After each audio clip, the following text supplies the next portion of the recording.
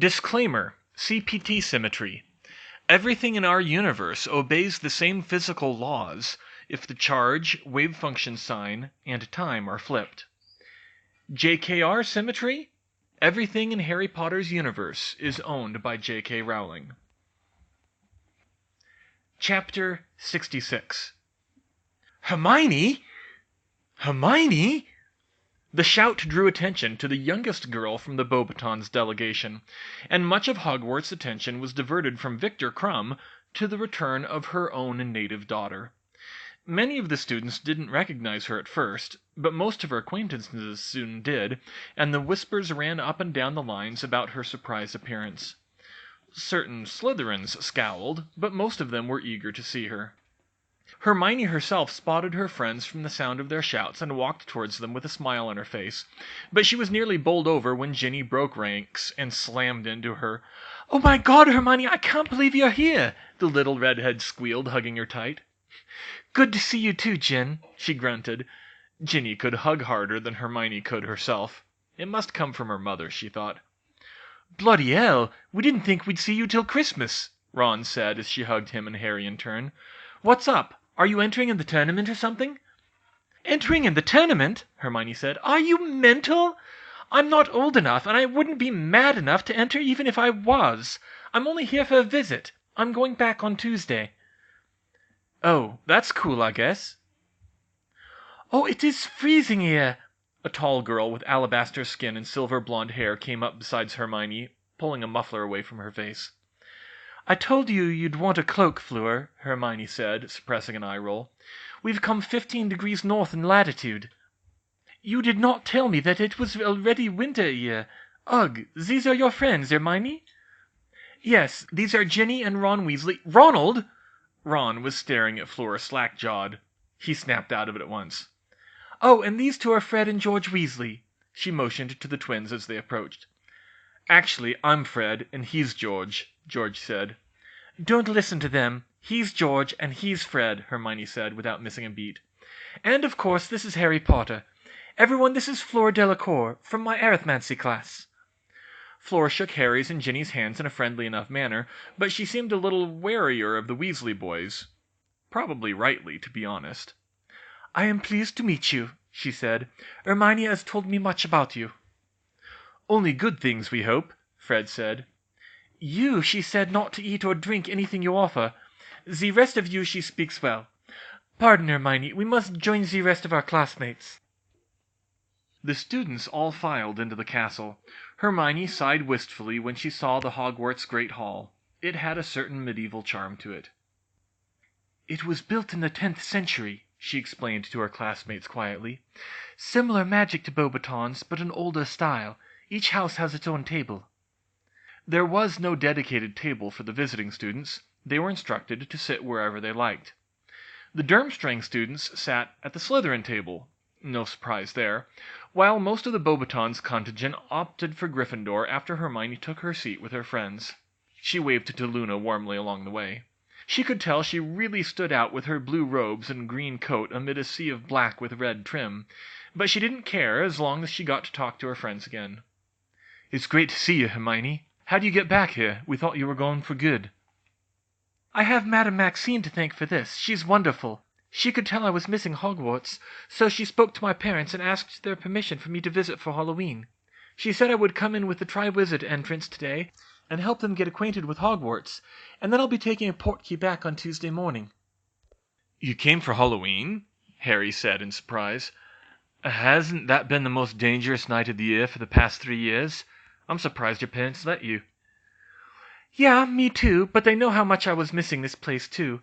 Of course they only allowed it because Madame Maxime said I'd be under her supervision the whole time, and I won't be sleeping in the castle." "Well, it's good to have you back for a day," Fred told her. "Yeah, we could have used your advice with some of our stuff," George added. "I'm really missing all of you too," she replied. "It's good to be back." Professor Dumbledore made his welcome speech, and food filled the tables.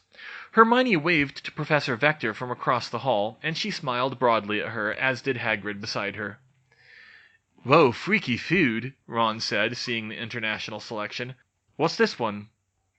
"Bouillabaisse," Hermione said. "Bless you. It's French, Ronald. Come on, you know French. And you know food. You should be an expert. Ginny and the twins chortled as Ron turned red. As everyone else ate, two more guests came into the great hall, one whom Hermione wasn't so happy to see, and one whom she was very interested to see. Barty Crouch and Ludo Bagman. "Well, will you look at that?" Fred grinned conspiratorially. "Looks like Bagman came to us." "Yes, indeed," George replied. "Hermione, what do you say to the three of us try to catch him for a little chat?" "You still haven't heard anything from him?" she said in surprise. "Not a word. He's been lying low," George told her. "Yes, very suspicious," Fred agreed. "But he can't escape us here. He has to be here for the tournament, doesn't he?" Hermione was surprisingly popular that evening, and the Weasleys gallantly moved to the side after a while to make room for her other friends to sit and talk to her. When Lavender Brown got close enough, she hugged Hermione almost as hard as Ginny had. "Oh, Hermione, it's so good to see you," Lavender squealed. "We've missed you, and we've been wondering what you were getting up to down there. And Merlin, you look hot." "Excuse me?" Hermione said. "Well, you've finally fixed those teeth, and your hair looks really nice, and you've really grown." Hermione snorted. "I've grown, Lav? Look who's talking." Lavender's robes were definitely looking tighter in certain places than last year. Parvati Paddle giggled nearby. Lavender barely blushed. "Well, yeah," she said. "But you never, seemed the type." Hermione rolled her eyes, but she elected not to say anything. "This is a beautiful coat, Hermione," Parvati added. "What kind is it?" Hermione grinned at her. "It's genuine Indian basilisk." Parvati's eyes grew saucer-sized. "No way!" "Yes way! A pair of curse-breakers in India killed it with the help of a spell I invented." "Merlin's beard, you really get around, don't you?" "Well, by Muggle standards, the magical world is tiny. It's not that big a deal. Anyway, how are you girls? What have you been doing?" "Well, Lav's dating Seamus," Parvati started. "We are not dating," Lavender interrupted. "I think he might be interested, though. Anyway, divination's great. We're doing a whole unit on astrology. You would have liked that." Hermione refrained from noting that, from what she had read, wizard astrology was virtually identical to Muggle astrology, and equally useless. "Oh, and Professor Trelawney says Harry's going to get in trouble this year." Hermione froze. "That wasn't another prophecy, was it?" "No, it was a regular prediction," Parvati replied. "She just said he had a dark times ahead or something like that." "Oh, well, that's what she usually says." "Have you heard about Hagrid's new pets?" Lavender changed the subject. "The Scroots? Uh-huh. Luna sent me some sketches, and no, I don't have any idea what they are." "They're a right menace, that's what they are," Parvati said. "Be glad you don't have to deal with them." They were interrupted when Fleur came by from further up the table, saying, "Excuse me, Hermione, are you finished with the bouillabaisse?" "Go ahead, Fleur," Hermione replied. "Oh, and these are my old roommates, Lavender and Parvati." Lavender shook Fleur's hand excitedly, two-handed. "Oh, Merlin, it's such an honor to meet you, Mademoiselle Delacour," she gushed. "Hermione's told us all about you." And within seconds the three of them were happily talking about fashion. Hermione chuckled seeing them go at it like that, although she was a little surprised to find that Fleur looked a little less at ease with the conversation than Lav and Parv did. "Hello, Ronald, brother of mine!" Hermione turned around and saw Ginny waving her hand in front of Ron's face. Ron had turned a disturbing purplish hue and was clearly staring at Fleur again. What are you going on about, Gin?" he said, blinking in annoyance. "You were staring," Ginny admonished him. "Girls don't like that, you know." "She's right," Hermione agreed. "And really, she's only a quarter-blooded. Her allure isn't that strong." "What? I just want to get to know our guests," Ron told them in annoyance. Ginny rolled her eyes. "I don't see Harry using that method of getting to know our guests." Harry turned red at that remark. Actually," he said, "Sirius taught me some techniques to stay focused when there are Vila around." "Oh," Ginny said. "Might not hurt to teach them to Ron, then," Hermione suggested. She and Ginny giggled, but Harry only turned redder, and Ron scowled at them. Once everyone had eaten their fill, Professor Dumbledore stood up and introduced Mr. Crouch and Mr. Bagman to the school as the organizers of the tournament. Many people started wondering if one of them would be the judge who was to select the champion, but the truth turned out to be much more fantastic. The impartial selector was an ancient artifact called the Goblet of Fire, a large but otherwise unremarkable-looking wooden chalice that was nonetheless filled with very remarkable blue-white flames that looked paler and hotter than Hermione's trademark bluebell flames. "Anyone wishing to enter the tournament must write their name on a piece of parchment and place it in the goblet," Dumbledore explained. "I will be drawing an age line around the goblet to ensure that no one under the age of 17 is able to enter." That drew annoyed murmurs from around the hall. "That's interesting," Hermione thought. "The goblet itself doesn't know the ages of the entrants." "And I must warn you," the headmaster continued, "that placing your name in the Goblet of Fire constitutes a binding magical contract. There can be no change of heart once your name is selected, so entering into the tournament is absolutely not to be taken lightly." "Oh, well, that doesn't sound ominous at all," she thought. They were dismissed to bed after that. Sadly, Hermione had to sleep in the carriage with the rest of the Beauxbatons students, as per her agreement with her parents, but tomorrow promised to be a good day. In honor of the beginning of the tournament, Professor Dumbledore had declared a special holiday from classes on Halloween, since it was a Monday, giving everyone a long weekend. That was an incredibly rare event at Hogwarts. Not even the Chamber of Secrets fiasco had got a day of classes cancelled, and astronomy classes had even gone on at the same time that the R's were hauling Pettigrew off to the Ministry. But Hermione was glad that her friends at Hogwarts had the day off, since it gave her that much more time to catch up with them. The visiting students all rose early to go in for breakfast, and to enter their names in the Goblet of Fire. When she came to the entrance hall, Hermione ran into Fred and George, who had smugger grins on their faces than usual. That was probably a bad sign. "Dare I ask what you two are so excited about?" she asked. "We've just implemented our little plan," Fred told her. "I've been out of the loop lately. Which plan?" "The aging potion," George said. "We've just taken it." "Just a drop each. We only need to be a few months older to enter the tournament," Fred continued. "Do you want some? We have enough to make you 17. Hermione realized what they were up to and giggled. "What?" they asked in unison. "It's not going to work," she said in a sing-song voice. "Oh, and why not?" they said. "Because there's no way a genius like Dumbledore would be fooled by something as pathetically dim-witted as an aging potion." "But that's the beauty of it," Fred said. "Because it's so pathetically dim-witted," George continued.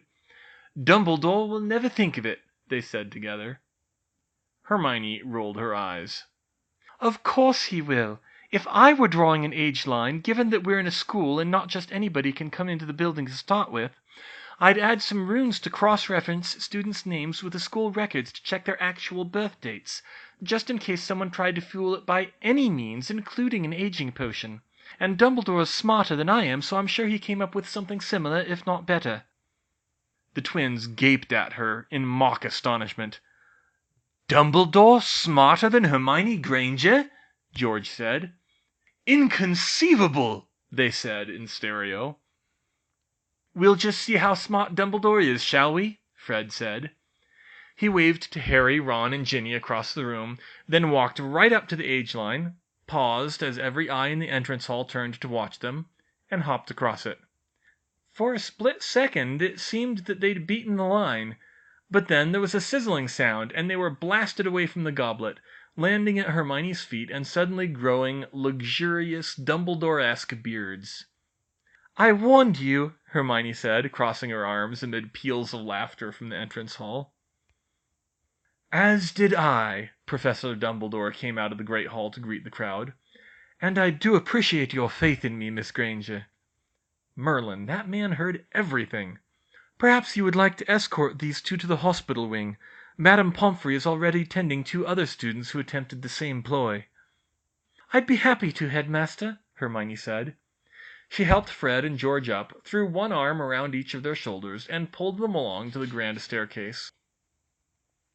The boys were laughing upon seeing each other's beards, but soon enough they were scheming again. "What if we levitate our names in from outside the circle?" Fred suggested. "Seems a little obvious, don't you think?" Hermione said. "Dumbledore could easily put up an anti-magic ward." George considered that, and said, "What if we send an owl with an envelope addressed to the Goblet of Fire and using our names as the return addresses?" "No, too complicated," his brother replied. "Just crumple up the parchment and toss it in." "Maybe. Or we could just ask an older student to put them in for us. That's the obvious way." "George, Fred," Hermione huffed, "checking your names against the school records, remember? And before you talk about going and altering the records, I really don't think you should be trying to enter at all. I know you want to make some quick money, but this isn't the way to do it." "What, you don't think we can do it?" Fred demanded with noticeable annoyance. "I think you'd have a chance," she conceded. "Maybe more than most people. But look, this tournament is dangerous, no matter what Dumbledore says. I won't believe they've got the kinks worked out of the safety standards until I see it, and if one of you somehow did get yourself chosen, I'd be worried about you all year. It's bad enough that Cedric wants to enter. It's bad enough that Harry always seems to stumble into someone who wants to kill him. Honestly, I need a break from worrying whether all my friends are going to make it to next summer." Without warning, George unilaterally pulled Hermione into a hug and said, "Sorry, Hermione, we didn't know you were taking this so hard." "Oh, maybe I'm being overdramatic," she said as she awkwardly hugged him back. "It's just that being pulled out of school because it's too dangerous tends to do that to you." "I don't see what the big deal is," Fred countered. "It's not like it's you-know-who or Dementors again. It's just a contest." "Well, she's kinda right, though," George said. He broke off to face his brother. "People used to die all the time in this thing." "In the 18th century. But we only have the Ministry's word that it's safer now, and you know how they are." "And Dumbledore's word." "Just the same, I think maybe we should pass on the tournament." Fred's eyes grew wide. He clearly wasn't used to being so directly contradicted by his twin, and Fred always was the more reckless one of the pair, Hermione thought. You can't actually want to back out of this, George," he said with complete seriousness. "Hey, it'd be nice to be able to compete," George defended himself. "But let's be honest, are we really going to get past Dumbledore's tricks in the next 12 hours? Fred pressed his lips together in a way that Hermione had seen Mr. Weasley do a few times, and admitted, "No, probably not." "Yeah, and besides Bagman's in the castle. I say, once we have a shave, we 3 of us get together and go have a word with him." Fred looked a lot less disappointed at that, and grinned a little again. "That does sound like a good plan B," he said. They reached the hospital wing, where Madame Pomfrey took one look at the twins and said, "I should have known I'd see you 2 this morning. Come on in." Fred went to the nearest open bed, and just before George went to the next one, Hermione leaned towards him and whispered, "Thanks." "Don't mention it," he whispered back. In principle, it was great having so many friends at Hogwarts, but right now that meant more people to miss, and, of more immediate concern, more people to catch up with in one day. And in the meantime she was still supposed to show her fellow Beauxbatons students around the castle. Introducing Luna to Fleur had not gone well. "Fleur, this is Luna Lovegood, the artist I mentioned. Luna, this is Fleur Delacour." "Bonjour, Mademoiselle Delacour," Luna said in perfect French. "It is good to meet you." "You as well, Mademoiselle Lovegood," Fleur replied. "Hermione tells me you are an artist. What do you draw?" "Magical creatures, mostly. My great-great-grandmother was a brilliant magical naturalist. Most of my family were, of course, but she was the best one. I'd like to update her field guide for rare creatures some day. By the way, Hermione, have you seen any Kruger's Vanishing Mites at Beauxbatons?" No, I don't think so," Hermione said. "What are Kruger's Vanishing Mites?" Fleur asked. They're tiny bugs whose bite causes lowered inhibitions. They hibernate for most of the year, but they're very active around the 14th of February. There's a French subspecies that's active year-round, but they're mostly concentrated around Paris. And some people believe that they are attracted to Vila." "What? That's crazy!" Fleur exclaimed. Luna looked hurt. "Fleur," Hermione chided. "Well, it is. Luna gets enough grief already from people around here calling her loony. And anyway, I don't think there have been any formal studies into the existence of most of the creatures Luna talks about. I think it's appropriate to keep an open mind." Fleur was probably more chastened by how hurt Luna looked than by Hermione's words, but she lowered her gaze and said, "My apologies, Mademoiselle Lovegood. I meant no offense. I have not seen any sign of Kruger's vanishing mites in my experience." Perhaps because of that debacle, Hermione didn't invite any of her friends to visit the house elves with her. Truthfully, the only magical person who didn't look at her at least a little patronizingly over her friendship with the elves was Harry, who sympathized with their state of bondage, although Dobby's bizarre attempts to save his life were still a sore spot. When Hermione entered the kitchens, she was pleased to find they greeted her warmly again, more so than they had at any point last year. Sending Winky to Dumbledore had apparently reconfirmed her credentials as a friend of elves and not an active abolitionist. "Miss Hermione!" A squeal came from one mop-wielding elf. "It is being Hermione Granger, everyone!" Hermione's closest elf friend, Sonia, had been growing her hair out. Personally, she thought it looked better short. She'd never seen an elf with good quality hair. But her cobalt blue eyes were as sharp as ever, and she ran over to Hermione excitedly, nearly whacking her shins with the mop. "Miss Hermione, Dobby has said you is visiting." Hermione had paid Dobby 6 sickles to get him out of the work at Beauxbatons for 2 days so he could visit with her. "It's good to see you, Sonia, and the rest of you." "Oh, where is Grandmum? Grandmum!" Sonia said. "Pop! Sonnet, what is you wanting?" an irritated older elf squeaked before she noticed their guest. "Oh, Miss Hermione Granger, it is being good to see you," said Tilly, the elf children's teacher. "Thank you. I couldn't visit without stopping by the kitchens. How are you doing?" "It is very exciting, miss, with so many visitors in the castle," Tilly replied. "There is being a few Beauxbatons and Durmstrang elves here to help with the foreign foods. The Beauxbatons elves has been telling us about you, too." Sonia giggled. "Is it true you was telling them to make chicken curry pizza, miss?" That got giggles from several of the other elves. "No, I told them they should make chicken curry and pizza on different nights. I just wasn't clear enough. And I'd recommend not trying that here," she added before Sonia got any ideas. Actually, Hermione had thought it wasn't too bad, but few others shared her opinion. "Anyway," she changed the subject, "I hear Winky was here. How is she doing?" Sonia and Tilly lowered their gazes a little. "Tilly is afraid Winky has not been doing well, miss," Tilly said. "Tilly will finds her." The gray-haired elf led Hermione through the mass of cleaning elves and came to one familiar one with a large red nose. "Winky, miss." Oh, Miss Hermione Granger," Winky stammered. "You has come back." Hermione could see what Tilly meant about Winky not doing well. The younger elf seemed to have aged 10 years since she had last seen her. Her face was gaunt, and she was slouching sloppily, unsteady on her feet. She wore a Hogwarts tea towel, but it was not well cleaned, and she still wore the necktie that Mr. Crouch had cast at her, wrapped around her neck like a scarf. She was also carrying an open bottle of butterbeer. Neither were good signs. "Hello, Winky," Hermione said worriedly. How are you holding up?" "Winky is getting by," she said with a sniffle, and she took a swig of butterbeer. Now that she noticed, Hermione saw that Winky was at least a little drunk. "Winky, isn't it a little early for that? It's not even 2 in the afternoon." The elf sniffled again.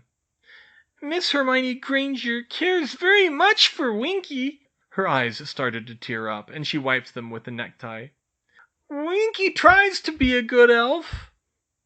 "You are a good elf, Winky," Hermione encouraged her, but that only made her cry more.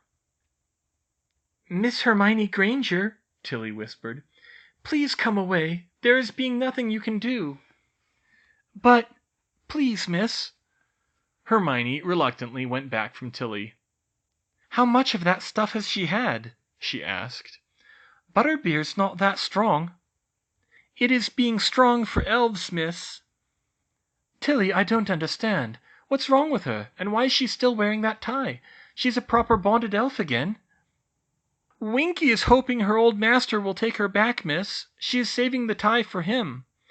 It is a badge of shame for elves, miss. Not all elves can adjust to being free, miss, even if they is finding new masters. Elves is taught that it is their fault if they are freed for being bad elves, and it is usually true. Most masters is not freeing elves unless they is very bad." Hermione didn't know what to say to that.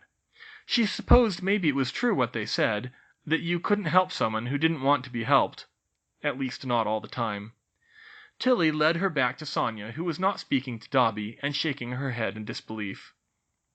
"You is getting a holiday to visit Hogwarts, Dobby?" Sonia said. "That is just being wrong." "It is not really a holiday," Dobby replied proudly. "Miss Hermione's parents ordered me to make sure she was safe at school." Sonia's eyes widened, and many of the elves suddenly stared at Dobby. Dobby himself seemed oblivious. He was used to stares by now. "Dobby would have had to come anyway." At that, many of the elves broke away, although Sonia still eyed him suspiciously. Hermione had no idea what that was all about. She'd noticed similar stares when she visited the elves at Beauxbatons, but she could never make sense of it. This time, however, she overheard a couple of the elves muttering things like, "Must have misheard." Even more confused, she went back over Dobby's words, and was shocked when she noticed it. The elves had all started freaking out when they heard Dobby use the word me.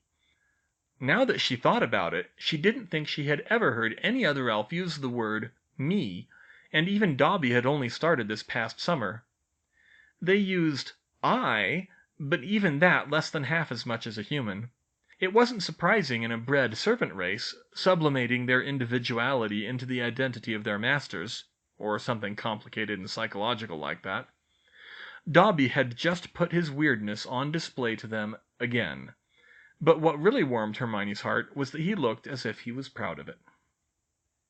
Sonia continued to give Dobby a suspicious look, but whatever she was thinking, she seemed to resolve it in her mind.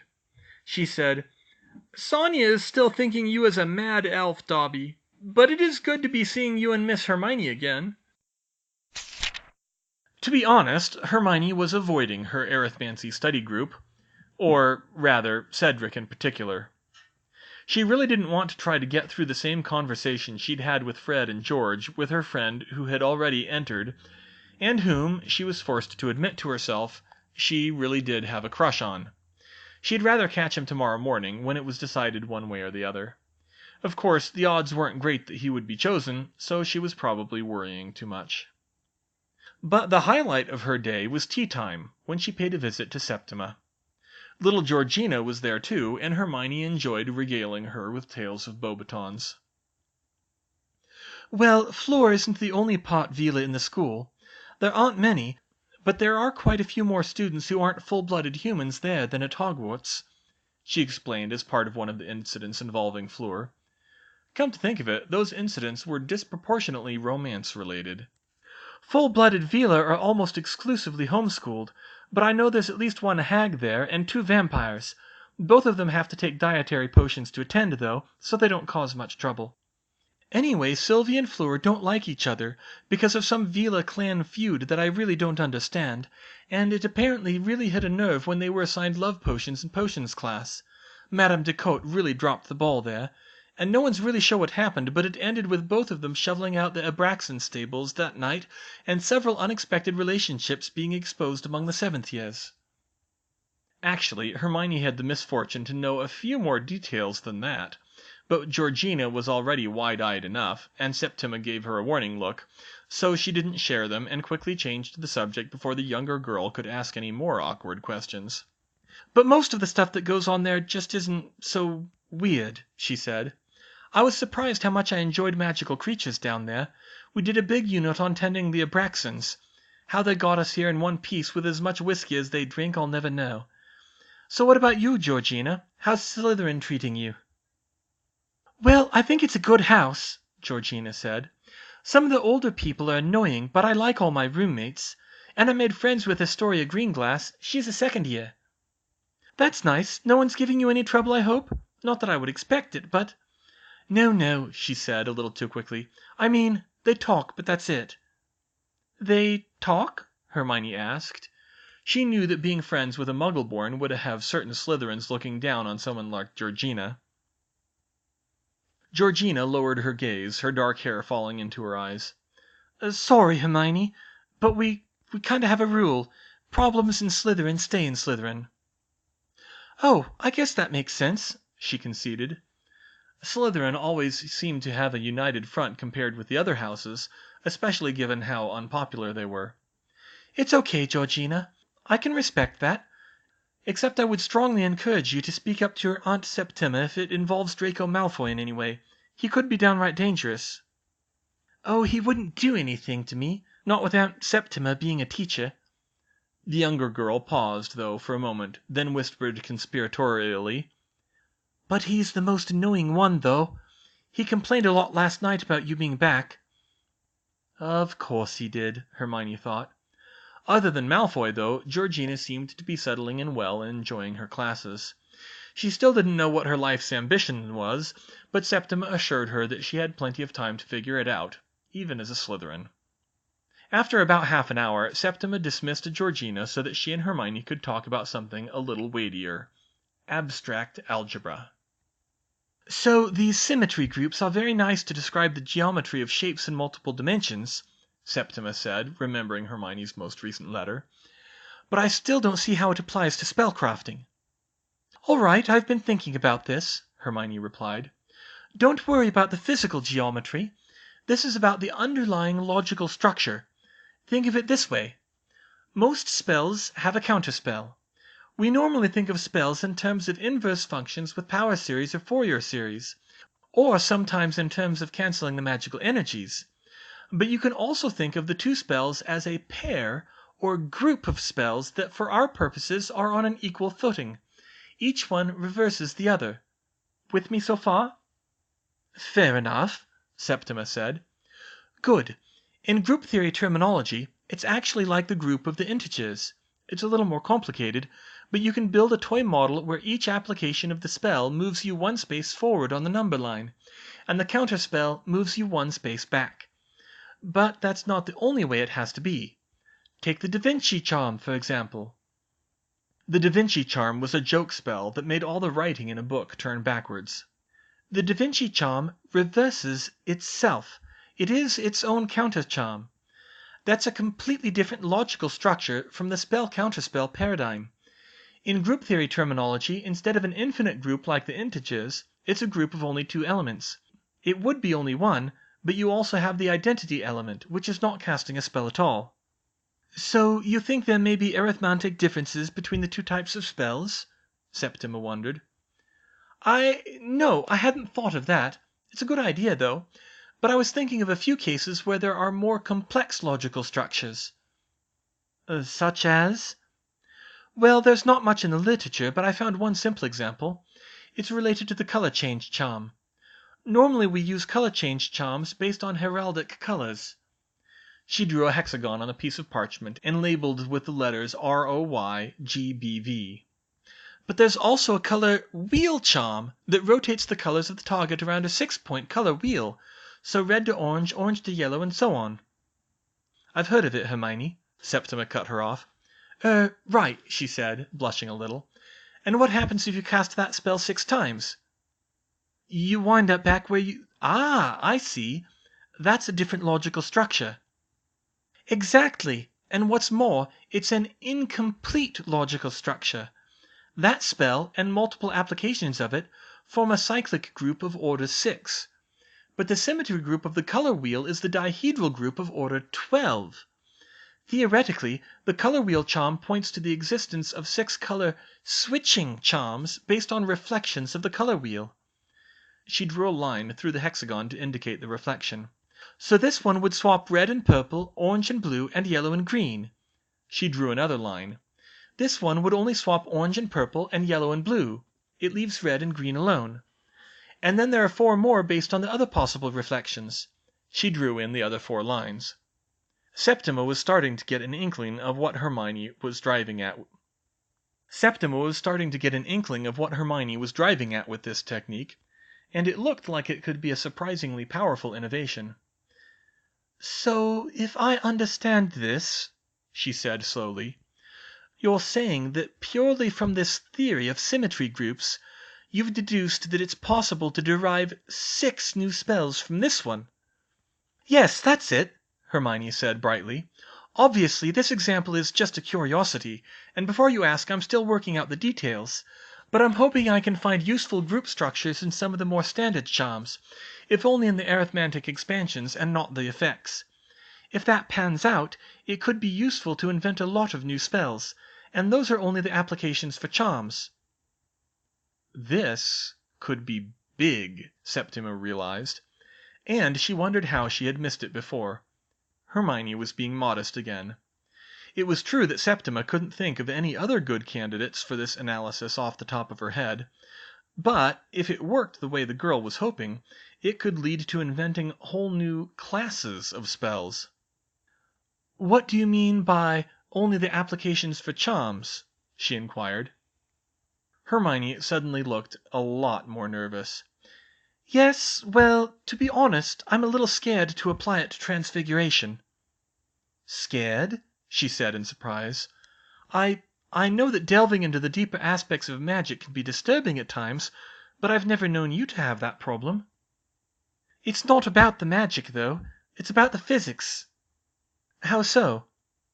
"Group theory isn't just about logical structures. This is the maths that governs the fundamental particles of nature. It's like the linear algebra applications to Transfiguration, but theoretically much more powerful. I'm worried that if I try to apply it that way, I'm going to stumble on a way to flip matter to antimatter and blow up the castle." Septima couldn't help chuckling. "That wasn't a joke, Septima." Septima turned serious instantly. "But you can't mean blow up the castle," she sputtered. "But how could you possibly? Do you know what antimatter is?" "I think I've heard the word, but no, not really." "Okay, then. Do you know about Muggle nuclear power, nuclear weapons, that sort of thing?" "Of course." "And you know about atoms, and how atoms are made of tiny charged particles?" "I think so. It's been a while since I've read any Muggle chemistry." "Well, nuclear weapons are powered by splitting atoms. Antimatter involves destroying them completely. Antimatter is sort of like the arithmetic inverse of normal matter. It's still made of tiny charged particles, but with the opposite charges. And when matter and antimatter come into contact, they annihilate, they cancel each other out. But there's an enormous release of energy associated with it. It's thousands of times more powerful than nuclear weapons. A speck the size of a grain of sand would explode with the force of a Muggle blockbuster bomb." Septima's eyes grew to the size of saucers. She could tell her former student was completely serious. It sounded impossible, though. How was the world still standing if such a thing existed? Her mind started spinning, trying to solve the puzzle. "Hermione," she said slowly, "this is just theory, isn't it?" She shook her head sadly. "No, Septima. The Muggles have made it in tiny amounts in the laboratory. I'm talking about individual particles. But with Transfiguration—" To be fair, if Septima had had to pick the student most likely to discover a world-ending spell, it would have been Hermione Granger, but she just couldn't imagine the universe would be that unfair. She thought back over the girl's explanation of the phenomenon and had an idea. "Of course, this antimatter reaction, is it powered by the same kind of phenomenon as nuclear weapons?" "Well, not exactly the same, but very similar." "Well then, I don't think it will be a problem." Hermione's eyes narrowed in confusion. "Why's that?" "It's probably not transfigurable." "Not transfigurable? How do you know?" "Because in the 100 years since it was discovered, no witch or wizard has ever succeeded in transfiguring radioactive material." Hermione's mouth opened part way, then stopped. Her own mind started spinning. Magic couldn't create radioactivity? That would simplify a lot of things. Merlin, she hadn't even thought about the possibility of transfiguring nuclear weapons outright, and this solved that problem nicely. Given that, it would probably be possible to prove arithmetically that you couldn't transfigure antimatter either. Except she realized that wasn't proved in the first place. "Really? But radioactivity isn't one of the 5 exemptions to Gamp's law." "No, but it's postulated to be a 6th exemption. But it's just that no one's been able to prove it." Now it was Hermione's eyes that grew to the size of saucers, and Septima froze when she fully registered what she'd just said. "Hermione, you think you could prove it?" "I think I just found my next paper topic," she whispered. "Thank you, Septima." Septima Vector shook her head in amazement after Hermione left. The student had officially outclassed the teacher. Forget taking her job, Hermione Granger would be in the textbook before she graduated. And not just the arithmancy textbook, the transfiguration textbook. Minerva would faint. Hermione, Fred, and George were casually hanging out in the entrance hall just before dinner, chatting about how their respective years had gone. While it looked innocent to the casual observer, they had perfectly positioned themselves to intercept a certain large, blond ex-Quidditch player as he came in for dinner. "Hello there, Mr. Bagman," Fred said in an overly friendly manner, catching him on either side. "Fancy meeting you here," Fred said. "Quite the coincidence, isn't it?" George added. Ludo Bagman laughed, but he couldn't quite keep the nervousness out of his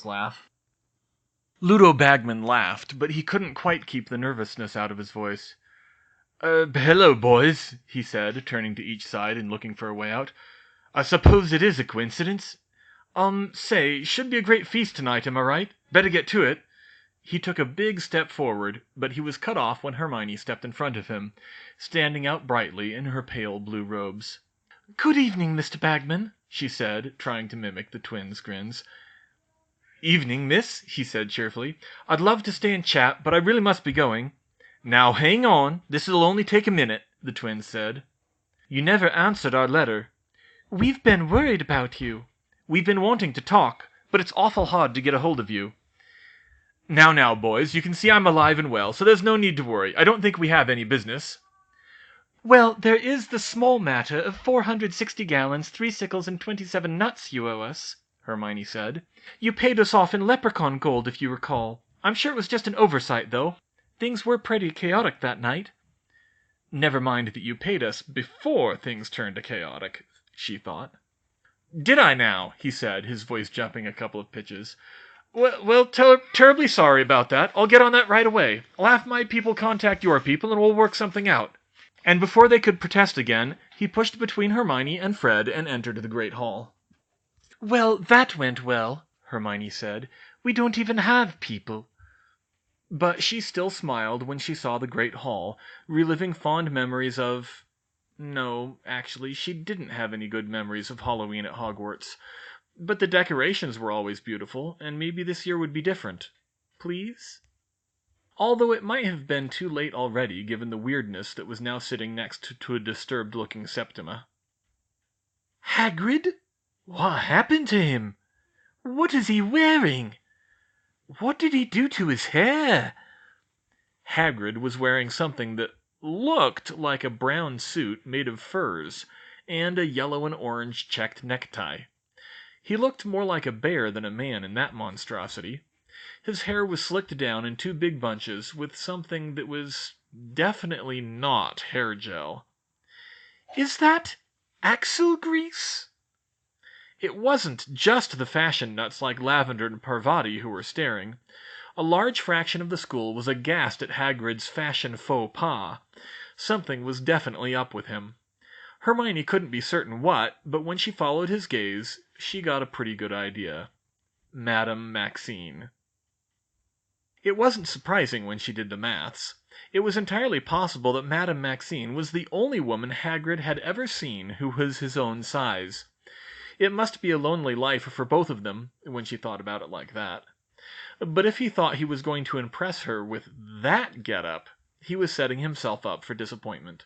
Madame Maxine knew all about fine dresses and jewelry, and Hagrid, lovable though he was, didn't. Hermione wished there was something she could do for him. Most of the students waited impatiently for Dumbledore to finish eating, and he himself seemed willfully oblivious to this, in order to get to the selection of the champions.